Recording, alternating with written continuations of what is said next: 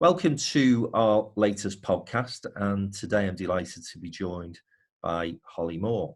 So a frank conversation with Holly Moore from Make Events. Holly has been in the events industry sector for a number of years now, and obviously it's a sector that is under particular pressure and facing significant challenges at the moment. We'll get into that during the course of the conversation, but more importantly, we use these podcasts really to inspire other business owners and entrepreneurs. And Holly does have an inspirational story behind her career journey to date. I'm sure there's more to come. But as always, we love to hear stories and we love to hear about how people have carved out their successes. So welcome, Holly. Great to see you. Hi, how are you? Yeah, very good, thank you. Just like everyone else, struggling through the lockdown, but you're helping us with that, as we'll get into later. So, listen, tell me about how your career journey started, how you got into the event space. Yeah, so I think my career journey was a bit of a late start. I did a management trainee scheme with Arcadia, which was the Burton Group at the time, for a couple of years in retail. Decided that what I absolutely loved was that front of house customer service, creating an experience for somebody. So I would thrive off the experience they would have in store as opposed to, being interested in the fashion side. And then so I moved into hospitality, but at a very low level. I was just doing like reception, duty management, worked my way up, kind of partied hard and, grafted like doing the hospitality industry. And then events started to become a thing, I would say like early 2000s. And I eventually got the event coordinator job at the Tidlington Club, which some of you golfers I'm sure would know. And it was a really multi-purpose role. I would sell the space for golf days, meetings, weddings. I refurbished the whole suite, chose everything. I did cold calling. I would drive the bride and groom on the buggy, on the golf course. Just like literally anything and everything. And did that for a few years, and then kind of got spotted because I had one of the head people at Club AZ at AstraZeneca, which is a big employee engagement department of AstraZeneca, kind of spotted me, and there was an opportunity to apply for the head of events there. So literally, that's where I'd gone from like private events and small meetings and everything into like using events as a way to engage employees, and I was fascinated with that because we didn't do much of that where I was. So it was all about recruit, retain, motivate, and events was part of that mix. And I just absolutely loved it. Got to get involved in so many things, like long service awards to team building to themed events. So that was kind of my career before I went freelance and eventually set up Make Events. And that took me up to like 2011. Right. And it all sounds very seamless, Holly. But I'm sure in terms of, getting yourself that recognition and being able to put yourself in a position where you're being headhunted, let's just stick with that for a moment. It's hard graft events, isn't it? And as I said, I think an awful lot of people who from the outside are looking in see the glamour and the glitz of an event, right? Because that's what we want them to see. We do a lot of events at Downtown, and you don't want them to see all the crap that goes on behind the scenes. You want them to just click and have a great time and think that it's all glamour and glitzy. But that must have taken an awful lot of your time at an age when, let's face it, an awful lot of people are actually just doing the party inside of that. Whereas you're having to graft to make sure other people are having a good time. Yeah, I think because I started off in retail, I was always used to weekends and late nights. So I kind of have never done that 9 to 5. So, an event is literally like if you've got an event, you're on site from like 5, 6 in the morning. You could be there till 3, 4 in the morning. You literally have 10 minutes to run in the toilet, freshen up your makeup, grab a sandwich or whatever. I've got to be honest, I don't do as much of that now. The team kind of do that because I try and go into different, I'm in different avenues within the business, but you have to earn your stripes. There's no two ways about it, and it's fooling us, and it's also hard for the partner if you've got a partner of that person, because it's hard for them to understand when they're maybe used to the 9 to 5. But I think going back to sort of getting noticed, I put a lot of time into networking myself. you know, local networking. I'd put my hand up for anything over and above, you know, my job role. I would like to get involved in everything because I wanted to be seen at the end of the day. And, you know, it's a big pool of people out there, aren't there? So. Yeah, and to get recognised in a city as busy as Manchester is always a challenge as well. Well, funnily enough, when I know we'll talk about how I started to make events, but when I did start Make Events in 2012, I didn't know anyone in Manchester. I was so green. I mean, I'm really embarrassed to admit this. I didn't even know what KPMG was. This is only 8 years ago. So I've been in the Disney World of AstraZeneca, lived in Macclesfield, so I was like, you know, mid-30s. And yeah, I was so green. So actually, yeah, it's not, I didn't come in to make events with a load of contacts. Yeah. You know, I know no one. So it has literally been, you know. and I think that, you know, the other thing that perhaps we can talk about now is that, okay, so you've been headhunted, you've got this senior events managerial role. Yeah. Clearly it's a job that you enjoyed. Yeah. What was it that made you go home one night and decide, I want to go out on my own and do my own thing? And it literally was that. So I'm quite open about the fact I had OCD for 5 years, quite severely, not around cleaning, health, hygiene, thank God. And there's loads of different strains of OCD. It's massively misrepresented, but it was a hugely dark time in my life, horrendous. But no one really knew because I could do this on the outside and crumble, you know, when I would get home. So I struggled with that massively for 5 years. And I had 2 line managers at AstraZeneca, and one was massively supportive. And eventually, after a 5-year battle, supported me to go and do group therapy, which you wouldn't apply to every mental illness. It's a very, very specific therapy that's only available in Manchester and London for this specific kind of OCD. So it was like every Tuesday afternoon for 3 months, and he supported me to do that. He even offered me 6 months off work, fully paid, to recover, which I didn't take because work, I mean, I hate to say kept me sane, but it kept me sane. But my direct line manager, then knowing all of this, basically handled the whole thing really badly in terms of just a number of things. And the straw that broke the camel's back was they talked to me about a promotion for about 4 months. So I'd recovered, and they'd been talking to me about a promotion for about 5 months, dangling a carrot. You know, I'd said I was only on like 25 grand. This is 8 years ago, and I said, you know, just really would like to work towards that 30 mark. It would be really great. And I've been working really hard, probably 50, 60 hours a week, you know, to be seen. And was told at a networking event with a glass of wine in my hand that, we decided not to offer you that job. We're going to create a new role and bring somebody new in. And it was so badly handled. And I'd been with my original employee 9 years. I've been at AstraZeneca 4 years. I am not flaky, you know, I'm very, very loyal. But I think recovering from something as severe as I had, and I believe that I did retrain my brain, I'd realised that I'd been a real yes person, you know, see me, yeah, I'll do that, and I remember going home that night and just saying, I'm going to leave. And like my mum and dad, I wasn't at home, but I must have seen my mum and dad that night, were like, what? And I was like, I'm going to leave, I'm going to create a 3-month exit strategy, and I'll go. And because I'm not on Good Money, like, I can create that, I can freelance, I can work in a bar, like, I'll do whatever, but I'm not being treated like that. I'm getting well, I've never have been that bold, you know. Anyway, so the weirdest thing happened to this day. I will never get over it. I said that on the like Monday night or whatever it was, and on the Tuesday night, my friend that owned a bar in Knutsford and a girl I knew that had a party planning company phoned me that day out of the blue and offered me some work, and I was like, yeah, I'll take it. And I handed my notice in like literally the next day. So the initial thing was just, I'm not going to be treated like this. I've got an opportunity. Why don't I leave and see what happens? That's kind of how it started, really. And that was, so the first year, which was 2011, crossing into 2012, I was freelance. Fantastic. Yeah. What an inspirational story.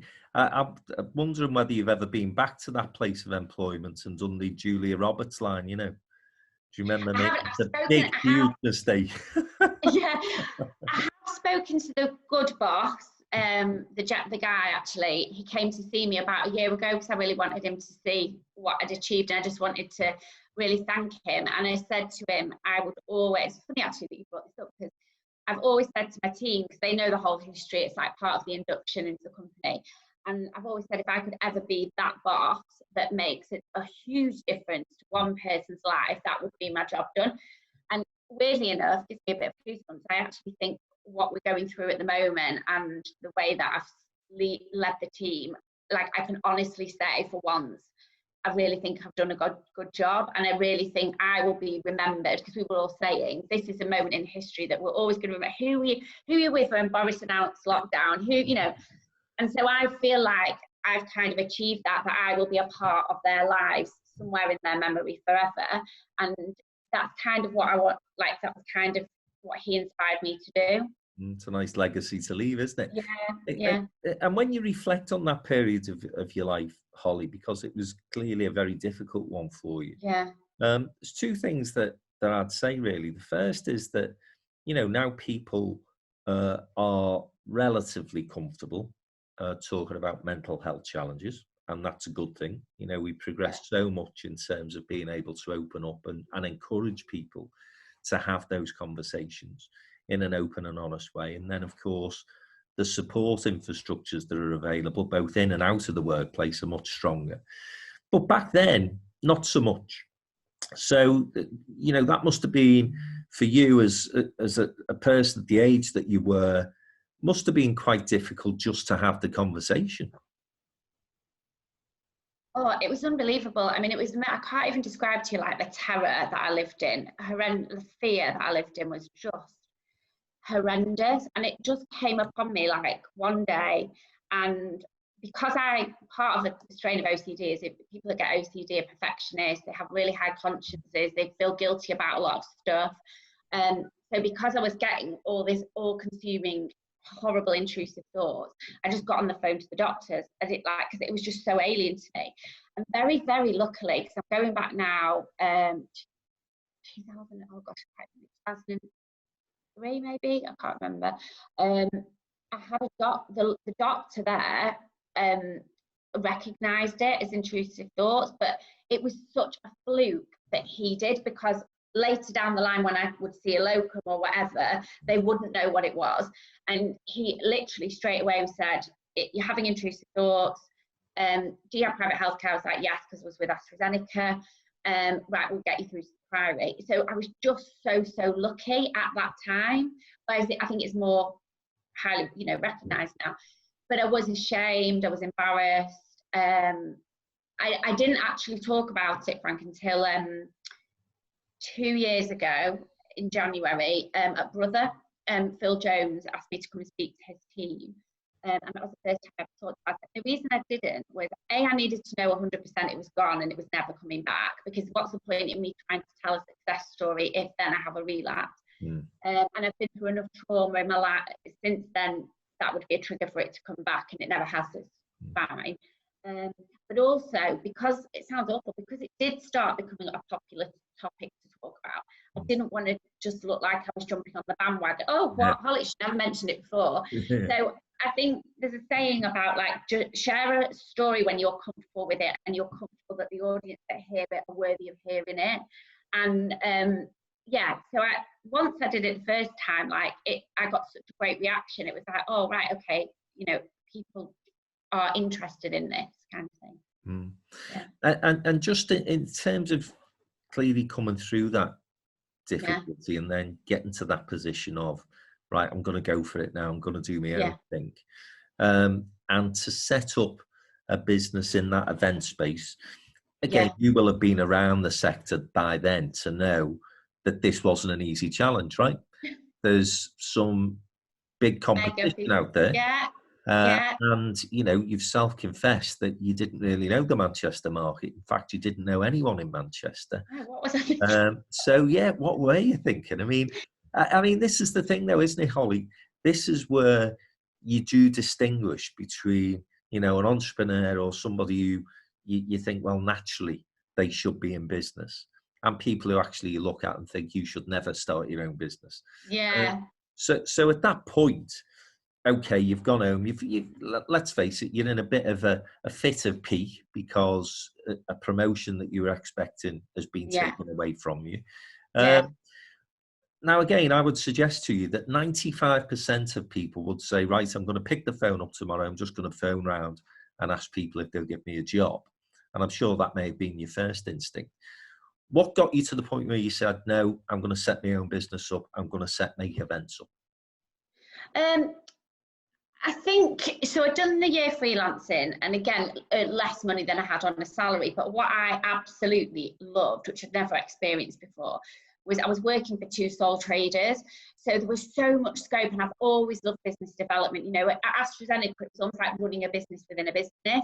So I would always make things look bigger than they were. You know, everything would be branded, everything would be logoed, everything, you know, have a story. So I absolutely loved it being like mine, and you know, even when I was freelancing for these two people. So what happened was, I was going to go into business with the girl that had her own party planning company, and we fell out. Really lovely story about Never Burn Your Bridges. We've just reconnected 8 years later, which is amazing. So that's lovely. But yes, we fell out, and I was like, oh God, what am I going to do? Well, I'd had a taste of working for myself, even though I wasn't earning much money. And I remember sat with my dad, and my dad's had his own business, and he just said, why don't you just make yourself available for events? Like, you know, let people you know you're doing it, have a go, see what happens. And then if not, you're going to get a good job, Holly, somewhere else. So don't worry about it.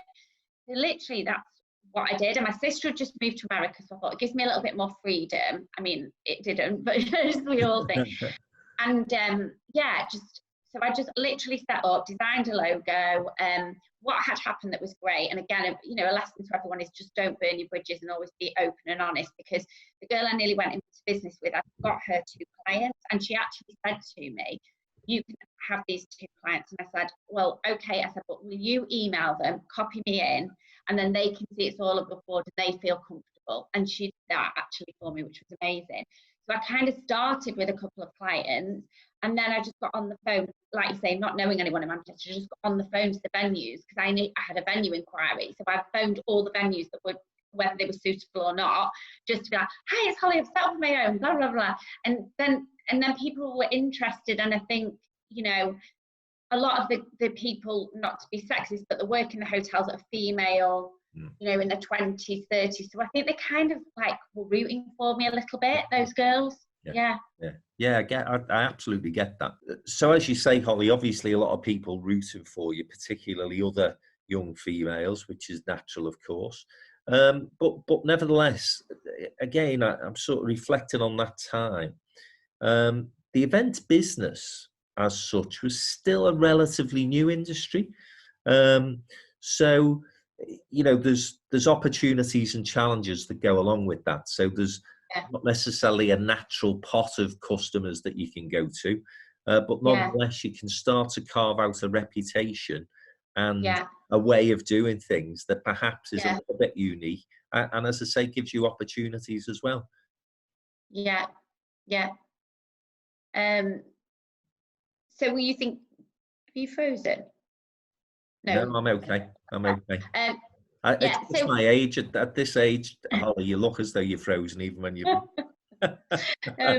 Yeah, I think we did do things differently. You know, there's some big names, amazing companies. You know, you had Liz, obviously Liz Taylor and Julie Perry in the private sector, you know, and, you know, very notorious and amazing at what they do. You had WRG, which is like the global corporate. So we were a bit hybrid at that time, because we were doing some private parties, but actually mainly corporate.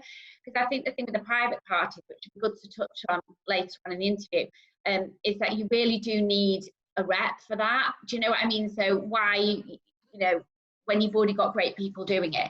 So the corporate seemed to be what picked up. And I think what we did was a bit different in that I was thinking to myself, right, if I was we've got a lot of venue referrals going back to the people rooting for us. And I thought, right, when I didn't work for an event agency, I always wanted to, because that seems like the best job, because it's the most creative, and you book all the celebs and you do this and you do that.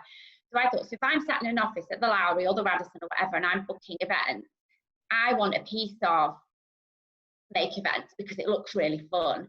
And and I probably would like Holly to notice me, because if a job comes up to make events, that could be really fun. So we started to build this relationship. Like, one of the things we did literally in like the first few months is we did Make Mondays Better. So we found out of every single person that worked in the events office in a Manchester hotel, their favourite hot drink, cold drink, snack and alcohol. And every Monday for 3 months, we picked the winning hotel and we drove and dropped off these goodies. And it might be like cans of Pimm's, chocolate, whatever. So they all started sharing it on social media, you see. Yeah. So that gave us like loads of traction. And I don't think anybody, and without fail, we would handwrite the notes. We've got pictures of it. It makes me laugh how we have the time to do it. But I think things like that really, and we changed our brand to purple logo. It's not the logo that we've got today.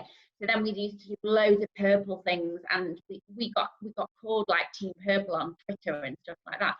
We kind of got a bit of a name for ourselves. Yeah, that when you think about it, I hadn't thought about it like that, but yeah, it's probably different. I think I used to put myself in, what would I love to get delivered to the office, rather than just like a box of Thorntons, what would I really love, or what I love would be great to, so I kind of put myself in their shoes, I think, a little bit. Yeah, and I think again, you've sort of referenced this already, but you've always been good wherever you've worked at making whatever you've got look bigger than it actually is. And it is important, isn't it? I mean, because all new businesses are by the very nature small. So often there's a couple of people, and who wants to buy off a couple of people? You've got to make yourself look as though you've got a scale and a capacity that can deliver. And obviously you are very good in terms of the marketing side of what you do. But again, the thing that probably distinguishes you from a lot of people is when you were talking there, I don't know if you picked this up yourself, you were talking about attracting talent to work for your business. A lot of business owners at all levels would say, and every bit of my focus was about winning customers. Whereas you were already thinking very early on in that business ownership career, I want to attract great talent. I think the way that we always, so our strap line, which evolved, we didn't get it till 2014, but it was an accumulation of what I'd always believed in, was that our strap line is, we create the ultimate experience in a virtual world now. But we create the ultimate experience, but it was always the ultimate experience for clients, suppliers, colleagues, and venues. And that because I'd worked in all those 4 to get to where I was. So I understood what a venue wanted from an events agency. I understood what relationship a supplier wanted from an event agency. So I always used to call it like all spokes of the wheel, but I understood every single position. So even with venues, silly things like, if you've never worked at a venue, you don't know that if you swap a chicken curry to prawn curry, that's going to cost more money because prawns are more money. It's little things like that. And I think, so yeah, I was always able to put myself in people's shoes. And then I think what then happened as we started to recruit, people wanted to work for us. And, I did a thing yesterday, and I have a lot of people come to me and say, oh, I've been following Make Events, I love what you do, blah, blah, blah. But then you have to balance that, which is what you're saying with what we do sometimes struggle with is, it is all fun and creative and exciting on Instagram and LinkedIn and everything like that. But the hours are long. There is horrible admin to do, One of my team at the moment, actually, she started her own Instagram, and it's like the highs and the lows, and she's showing her, no makeup at 4 a.m. versus, stood with Dermot O'Leary, it's highs and lows kind of thing. And let me just again stick with this point before I get into the success of Make Events, in terms of, because again, you spoke about this a couple of times briefly. And sort of skated over it, and I get why. But it can impact on personal relationships, it can impact on your family life, it can impact on your social life. And so those pressures are pressures that you as a business owner have to cope with, but then you're conscious that your team are having to cope with those same pressures. And you're having to try and support them in that. How difficult is that, Holly? Because I think, again, all business owners, events is a particularly difficult industry sector in this respect. But I guess, most business owners listening to this are thinking, Yeah, I know where she's coming from, because I can be doing 60 to 70 hours a week, and my partner's a bit pissed off as well. Yeah, yeah. I mean, I'm not married now. I was married, but he was always very supportive of it because he came from that industry. So I never had any problems with that. But one thing I remember he did say, and I guess this would be the same for other people, is, you know, it's hard to relax. It's hard for a partner to relax because you're not coming into like 10 and 11 o'clock potentially some days, and you're like that. So it's not necessarily a calm, you know, life to live with. So I would always reflect on that for my team. So things that I've always done for them are, you know, if they've been doing really well and I'm conscious their partner will know they're working long hours on a particular project, I've been known to drop a message to the partner and say, hi, I just want to let you know, like, Alex has been a superstar this week, and I just thought he won't tell you, but I will. Yeah. And things like, after a certain project, I've maybe given them a voucher to go to like the Ivy or something like that. What else would I have done? So a couple of years ago, we did our first event where all the partners were invited. That was brilliant because they, you know, they're then putting the face to the names that, you know, that are talked about.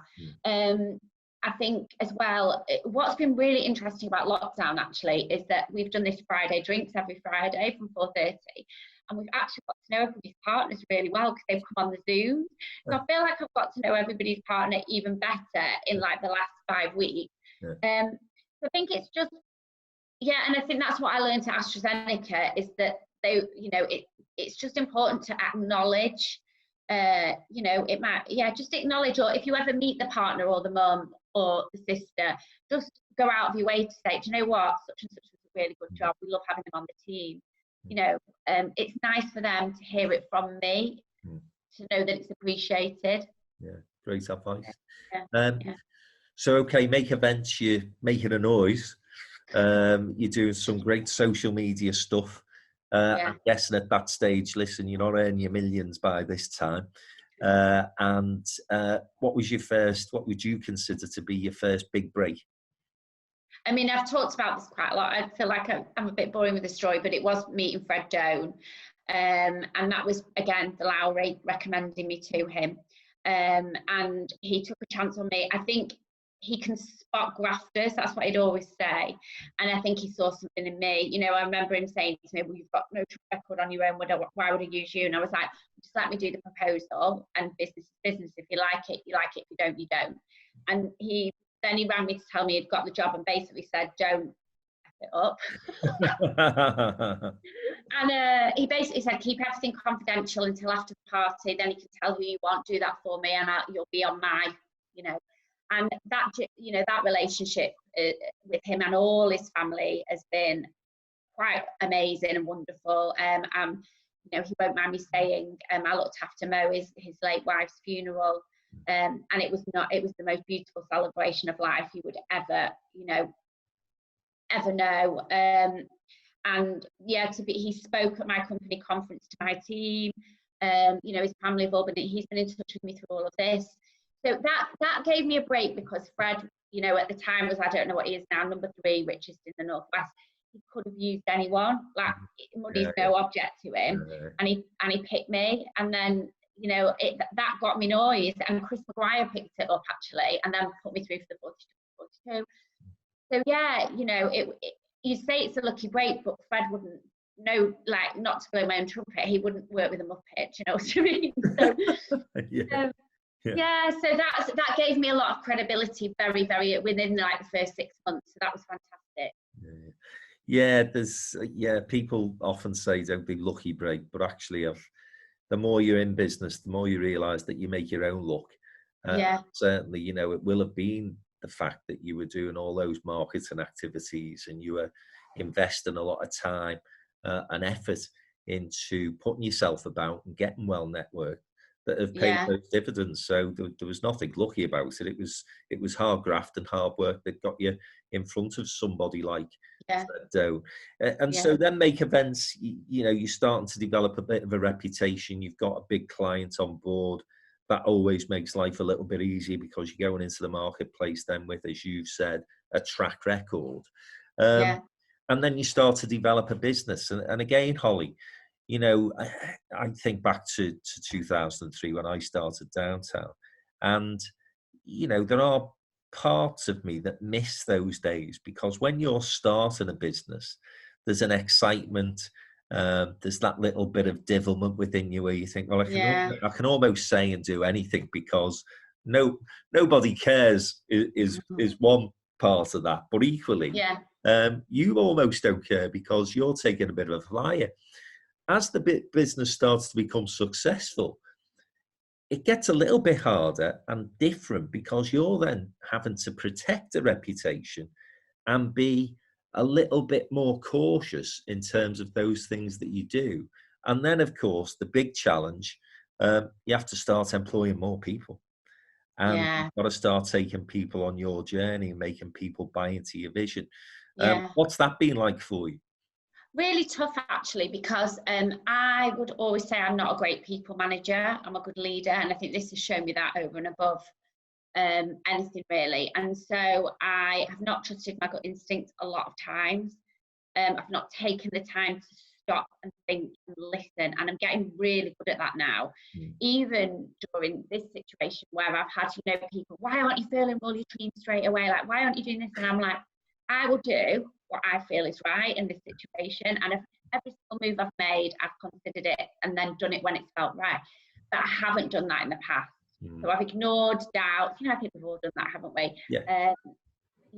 Yeah. So yeah, that is probably the bit I've struggled with, actually. People management, picking the right people. I have to say it's so frustrating because the month before lockdown, me and Alex, who's my commercial director, we just got the team, because we'd always struggled to recruit males. And not that we would want to as a massive stamp on diversity, but it just balances and it brings different things into the team, and we just got that balance right. We had the most pre-lockdown amazing team, and me and Alex sat there on the last day at the office and were like, if this comes back, this is the team. Like, it's unreal that we've just found this now, and then got to kind of retract to go back. But yeah, that is 100% my weakness, is people management, I would say. And I think that is what I'm focusing on at the moment, is to really thicken up that management team when we go back. I think that's a great point that you're making there, that again will resonate with a lot of business owners, is that you can get to that place where you think, we've got a great team in place now, I just want to keep this group of people together, and that will be ideal. Yeah. But then, of course, life happens, doesn't it? And those people, because they're great people, get other opportunities, get other offers.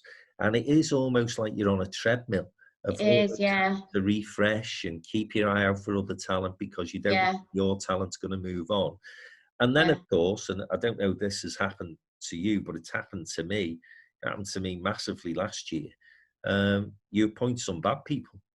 And when I say bad people, by the way, I don't mean that they're evil with devil's just not horns, the right but fit. they're not the right fit for your culture. Now that's difficult for all sorts of reasons. It's even more difficult if they don't recognise that they don't fit. But you will have had, I'm sure you will have had that challenge as well, Holly. Yeah, and we hadn't had that early on in the business, and then it has happened over the last couple of years. And I think what we've tried to do, and obviously to maintain discretion, but I think what we've tried to do in a situation where it's maybe not been right is manage that in the kindest way possible. And sometimes think, you know what, for the sake of a couple of months' salary, does that just make that person's journey easier? So we've always tried to do it in the kindest way possible. But it is hard. It's hard because you might not think somebody's right for the business, but I'm quite a caring person, and I will always think about their family situation, and oh God, and and I do think about that a lot. But then that's maybe sometimes makes, that's why I'm saying I don't think I'm sometimes a good people manager, because actually sometimes people just want you to be straight with them, and I will sometimes go all around the houses because I'm scared of I'm being completely honest. I worry about people's livelihoods and their futures, and and then you also reflect on yourself. What did I not do that made it that this person isn't performing in the right way? Because ultimately, have I set them up for success? Maybe I didn't. So you reflect a lot on yourself in a situation like that, I think. And when you recognise your own personal weaknesses, as again, all good entrepreneurs do, yeah.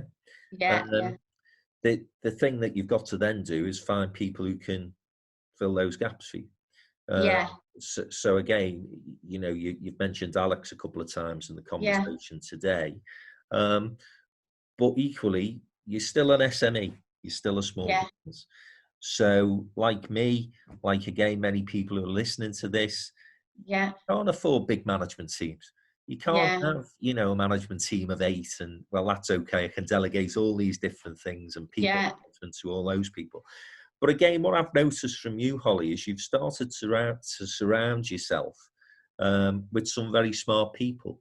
And again, listening to the conversation today, I'm guessing that you're taking bits and pieces of advice and fitting that into your business plan moving forward.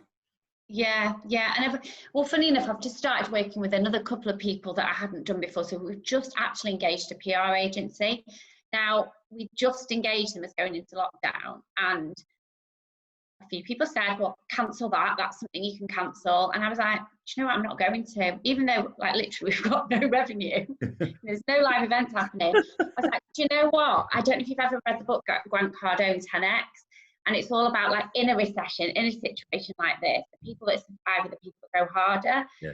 So I was like, do you know what? I'm just going to take a punt on this and just keep him going for the next 3 months.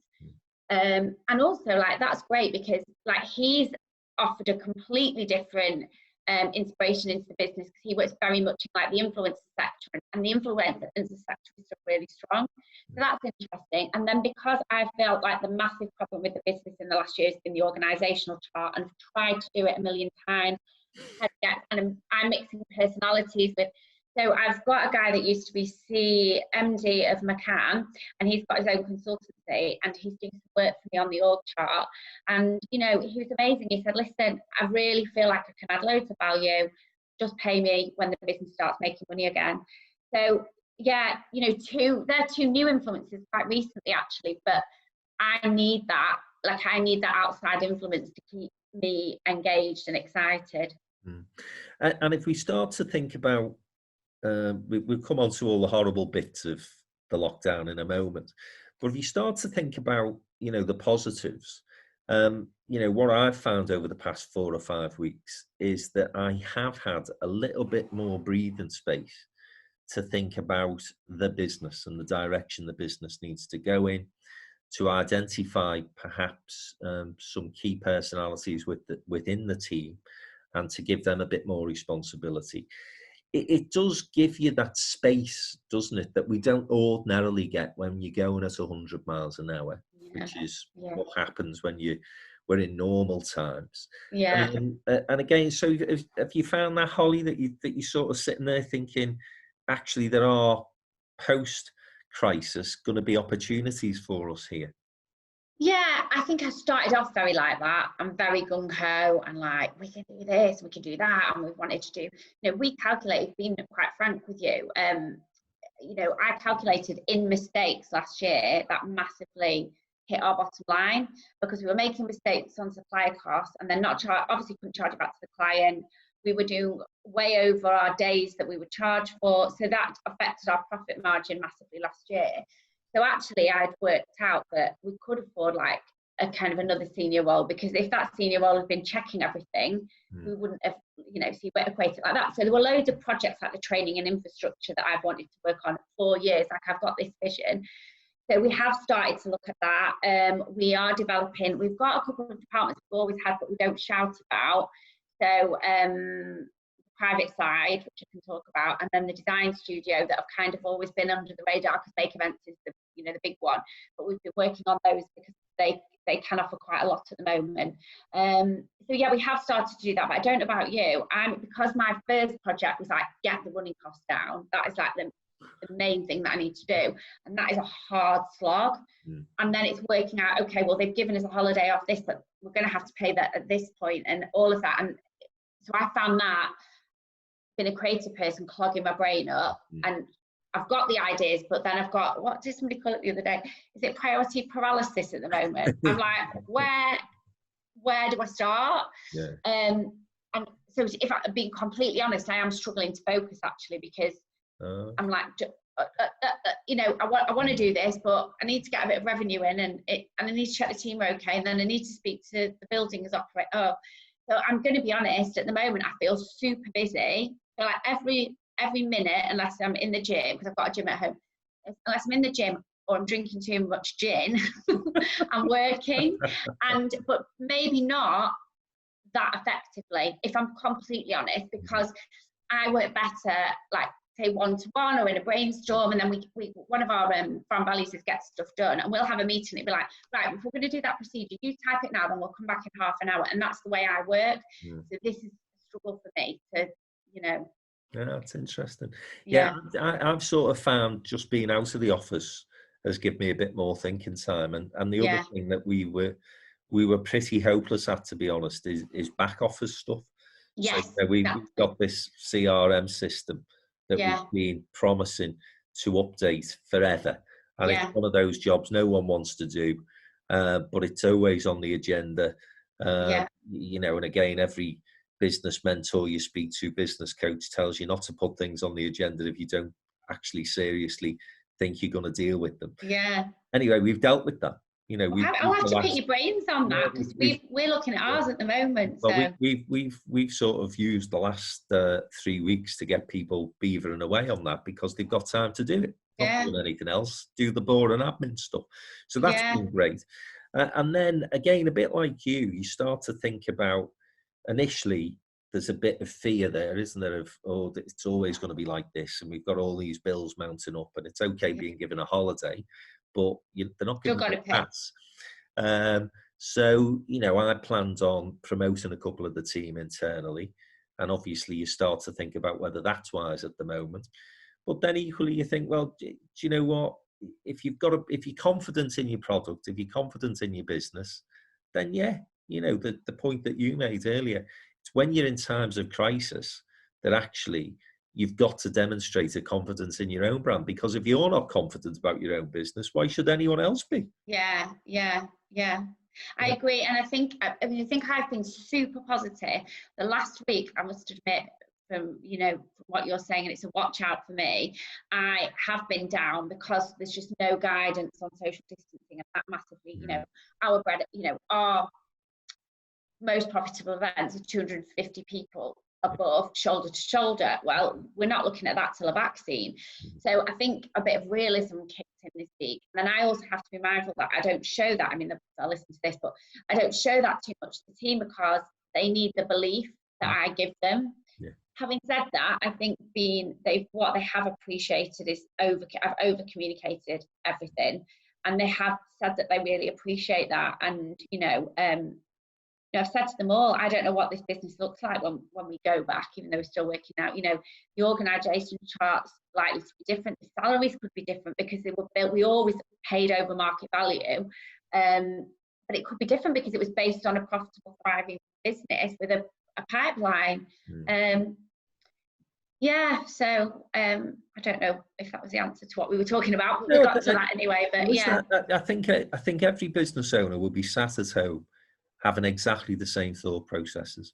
What do we do? Do we think about damage limitation, or do we think about growth? Now, the only thing I would say, Holly, is that I'm thinking about growth because we went through this in 2008, massive crash. I don't think it was as bad as now, if I'm completely honest. At the time, it felt as though the planet was going off a cliff edge. But we took the decision then, we're just going to plow on. We're going to continue to market. We're going to continue to invest in our. I agree. Continue to be positive about this.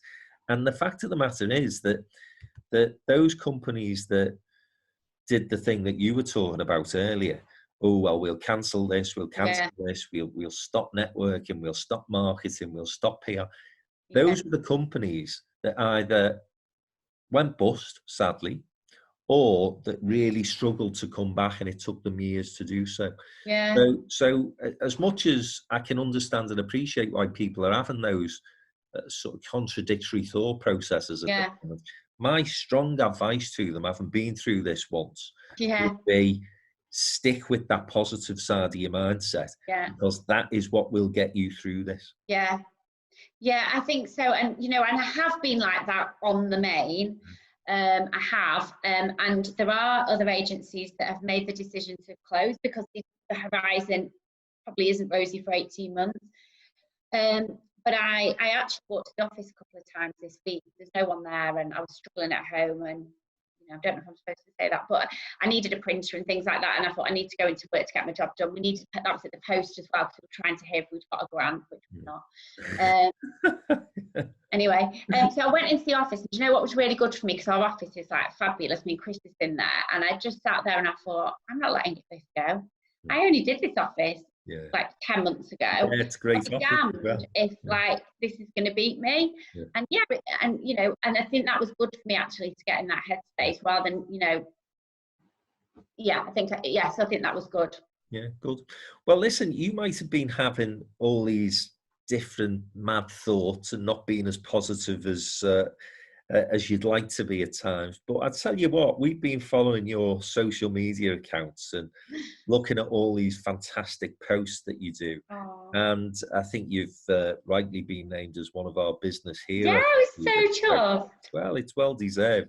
And you know, so that positive mindset, certainly from you as an individual, is shining through.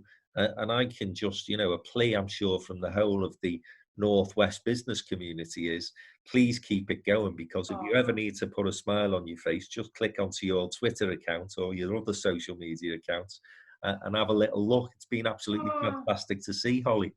Oh, thank you so much. I think because I am on like isolating on my own as well. I think like when I've done something like, because I'm like the most rubbish cook ever, so I've been like teaching myself stuff. Because there's no one to tell, I'm like, oh, I'll post it. But actually, like, I get quite a lot of joy from that. And so I just think I'm not going to worry about what people think. If people think, oh, here she is again doing another selfie, I'll be like, well, yeah, but I've got no one to talk to, so I'm going to do a selfie. I really quite like this outfit, and it needs to go somewhere. But I think also what it does demonstrate on a serious note is that creativity that you clearly have. Yeah. And that's what you brought into your business, into that event space as well. And so, you know, I'm guessing, and listen, you and I don't know each other really well, so I'm making all sorts of assumptions here. But when I look at you and the type of personality that I see, I'm guessing that it's that creativity and being able to take, you know, a blank sheet of paper and then create this amazing event that really is what keeps your juices flowing and motivates you to keep going. And those private parties that you guys organise. My guess is, Holly, and I may be a million miles away here, but my guess is that's what gets you out of bed in the morning, puts a spin in your step. Do you know what? It's funny you should say that, actually, because so we've done that. We separated the private parties into another brand about 4 years ago. And at the time, we wanted to focus on the corporate. And Marnie Millard, who's Nichols PLC Vimto, said to me, why don't you just do your private parties a bit under the radar? Because it's a bit exclusive. And then, you know, people want the privacy and everything like that. But we've built a really, really good reputation with it. So with the limited company was Holly Moore Events, which I was always a bit uncomfortable with. We renamed it to HM Events last year. 2 weeks before lockdown, because I've got a lady that runs that for me now, Rosie, they presented the new brand, which was scary for them because they're presenting me with, you know, and it was amazing. And then I don't know what you think, but I pulled back from launching it because of what was happening, but also I didn't want people to think, even though this limited company's been set up like 4 years, that, oh, are they setting up another brand? So if it all goes tits up, for want of a better word, they can liquidate that and move on to that. And I'm in a dilemma at the moment because I think private parties will come back first. And we've got all this amazing, we've got like 8 years worth of events that we've done that aren't anywhere in the public arena. And this gorgeous new brand that they've done, and a team ready to deliver them. But I want to be mindful of launching it at the right time. And I do potentially think those events will come back before corporate. Because I think people want to get together. But when you say, they definitely light my fire because you can be so creative. But I tell you what really does light my fire now is we do our own internal communications events for Make Events. Like we do full on proper conferences that you would do for 200 people for our team of 20. And I absolutely, because it's my brand, I'm used to doing that for other brands, like helping deliver their strategy to their team. So to do it for my team is just, that really, really does light me up. Yeah, and it's a tough one, that in terms of when the right time to really launch that new brand will be. I mean, my instinct is, listen, I'm really impatient with stuff like that, so my instinct would just be go for it. And again, I think, you made the point earlier. Do we really care that much about what some people think? And it's so gorgeous. And those people that know you and know that you're in it for the right reasons will see it for what it is. A great growth story. Yeah. It would be exciting, and it give the team like a bit of, to be doing something nice and new and exciting rather than kind of like crisis, planning and stuff like that. And you know what? Again, if you look at the news that we're having to read and watch at the moment, of course we're all having to look at it because we're all worried to an extent about the future, and we want to know what the next steps are in terms of the government and so on. But there's too little good news about it, isn't there? So again, I mentioned very briefly that we promoted two of our team, Helen and Abby, and we put that story out last week, and the number of people who've contacted me to say, it was just so refreshing to see a bit of good news. Yeah. So, you know what? You're probably right there. So worth pondering, I think. Worth pondering. Now, listen, we're not going to finish on this because we want to finish on a positive note. But offline, we were chatting about where we are at the moment and the hospitality sector. We deal an awful lot with. Great members who are in that space. I think the one thing that's killing them at the moment is uncertainty and a little bit of a roadmap out of this. Now, again, listen, having been a politician, I understand and appreciate the pressures that these guys are under. I'm not suggesting it's easy. But the one thing I think that would start to begin to give you guys a little bit of hope and light at the end of the tunnel is some of those practicalities. So what are the social distancing measures going to look like? I'm aware that in Europe it's been reduced from 2 meters to 1.5, for example. Therefore, you can then start to look at venues that could appropriately fit those sort of numbers. What is that number going to be? They're the sort of things, I'm guessing, the sort of information that you can't wait to get hold of. Well, that's it. I mean, I was saying to you before, I feel like celebration events are going to be affected massively because everyone's crammed at the bar together, dancing together. So I think they'll be affected. Conferences we can manage if we know the parameters, but it will affect, you're moving up venues really. So where you would have maybe placed 200 people at the Lowry, you're now going to have to look at 200 people at the Kimpton because it's got more space. And then is that going to inflate the prices because the Kimpton would normally want 400 in the ballroom, but now they can only have 200. So there's a massive knock-on effect there. Or we were talking to one client yesterday where they used to merge their Manchester and London office for an event. Would they now hold it separately, more local, so one in Manchester, one in London, with some live content, but then hybrid that with some streaming between both venues. So I think, that's why it's not that I'm being pessimistic, but I think if you are on the worst case scenario, which is when the vaccine comes out, then you can manage your forecasting and your finances to get you through that period. And that's why I'm erring on the side of caution at the moment until we hear otherwise. And the sooner they can get that information out, the better. I'm sure you'd agree. So listen, I would have wanted to talk a little bit longer with you, but obviously we've got this challenge of internet connections and so on. And the other thing that I'm absolutely going to do is we're going to get you into the downtown studio when we do come out of lockdown so that we can do this interview in a little bit more of a civilized way, Holly, if I can put it that way. I might have my roots done and my nails done by then. Me too. Lockdown life. Look at the state of those nails.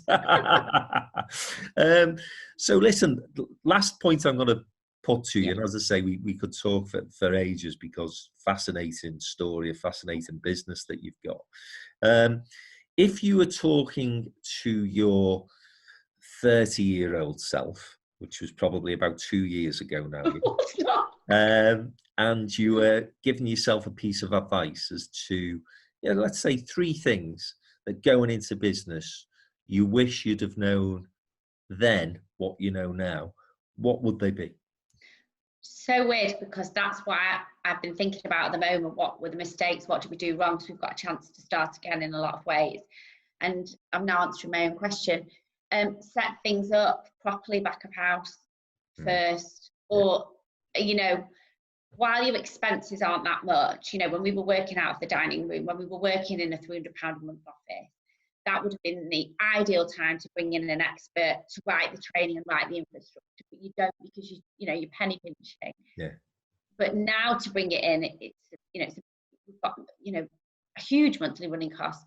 So I think set up, if you feel like it's got legs and you believe it's going to succeed, a bit like you were saying as well, set up those back of things properly from the start and invest in somebody to do that for you. Because I think that will just make life a lot easier. And then also probably say, which we didn't always do, but almost like recruit talent, experienced talent right at the beginning. Yeah. Because I think as well, you can get a lot of people that are doers in the beginning, which are equally important to business. But that person that's better than you, that's done it before, that knows more than you, can drive you forward quicker. I don't think as much as you've got your frustrations and you wish you'd done things differently, I don't think I would have changed too much, because it has just been like an amazing journey so far. And you learn by your mistakes, of course. Yeah. I mean, the one piece of advice I would have given myself when I started my own business, and because I never in a million years would have thought I'd start my own business. I'd mapped out. Really? Well, I was just going to be a politician, Yeah. And then that sort of changed. My life changed direction for reasons I won't bore you with. But the one thing that I wish I'd have done at the very outset was get the financial infrastructure around the business. Yeah. I was working with Smart Financial Advisors, which, to be honest with you, we've probably only really done for the past 12 months. Yeah. So it's, 16 years later, I've learned that lesson. Yeah. I wish I'd have done that when we started out, and that point that you made about having a strong infrastructure in place at the very start. Yeah. But again, listen, like you, there's not much of anything I'd change, because it's been a great ride, and you have to take the knocks, don't you? Yeah, I always say I'd rather have a life of 50% ups and 50% downs than 100% boring. I always say. Yeah. You're not the sort of flatline sort of character, are you? That's for sure. For sure. So listen, as I say, a little bit challenging in terms of the connection today, so apologies for that, but it's been great to speak to you. Oh, you too. We will definitely get you into the Downtown Den live when we're post coronavirus, and keep doing what you're doing, Holly, because as I say, you're an inspiration to us all. Thank you so much. I've really enjoyed our chat. It's been brilliant. I'll see you very soon. Thanks, Holly. Cheers. Bye.